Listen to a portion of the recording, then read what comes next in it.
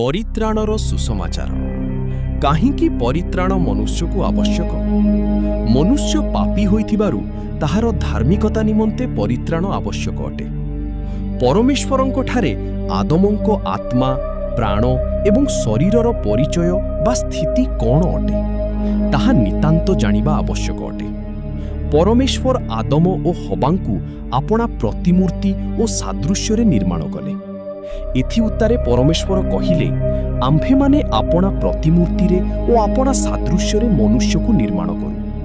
ସେମାନେ ଜଳଚର ମତ୍ସ୍ୟଗଣ ଓ ଖେଚର ପକ୍ଷୀଗଣ ଓ ପଶୁଗଣ ଓ ସମସ୍ତ ପୃଥିବୀ ଓ ଭୂମିରେ ଗମନଶୀଳ ସବୁ ଉରଗାମୀ ଜନ୍ତୁ ଉପରେ କର୍ତ୍ତୃତ୍ୱ କରିବେ। ଆଦିପୁସ୍ତକ 1:26। ଏହି ବାକ୍ୟକୁ ଯେତେବେଳେ ଆମ୍ଭେମାନେ ଧ୍ୟାନରେ ପଢ଼ିବା, ସେତେବେଳେ ଆମ୍ଭେମାନେ ଜାଣିବାକୁ ପାଉଛୁ ଯେ ପ୍ରତିମୂର୍ତ୍ତି ଓ ସାଦୃଶ୍ୟରେ ଯାହା ନିର୍ମାଣ ହୋଇଛି ତାହା ପ୍ରକୃତ ମନୁଷ୍ୟ। କହିବାକୁ ଗଲେ ପ୍ରତିମୂର୍ତ୍ତି ଏବଂ ସାଦୃଶ୍ୟ ପ୍ରକୃତ ମନୁଷ୍ୟ ଅଟେ। ବର୍ତ୍ତମାନ ପ୍ରତିମୂର୍ତ୍ତି ଏବଂ ସାଦୃଶ୍ୟ ବିଷୟରେ ପୁଙ୍ଖାନୁପୁଙ୍ଖ ଭାବରେ ବର୍ଣ୍ଣନା କରିବାକୁ ଇଚ୍ଛା କରେ ନାହିଁ। ଏହି ବିଷୟରେ ସ୍ୱତନ୍ତ୍ର ଭାବେ ଆମ୍ଭେମାନେ ଆଲୋଚନା କରିବା, ସେତେବେଳେ ମୁଁ ଆପଣମାନଙ୍କୁ କହିବି। ବର୍ତ୍ତମାନ ମୁଁ ଆପଣମାନଙ୍କୁ ପ୍ରତିମୂର୍ତ୍ତି ଏବଂ ସାଦୃଶ୍ୟ ବିଷୟରେ କିଛି କହିବି।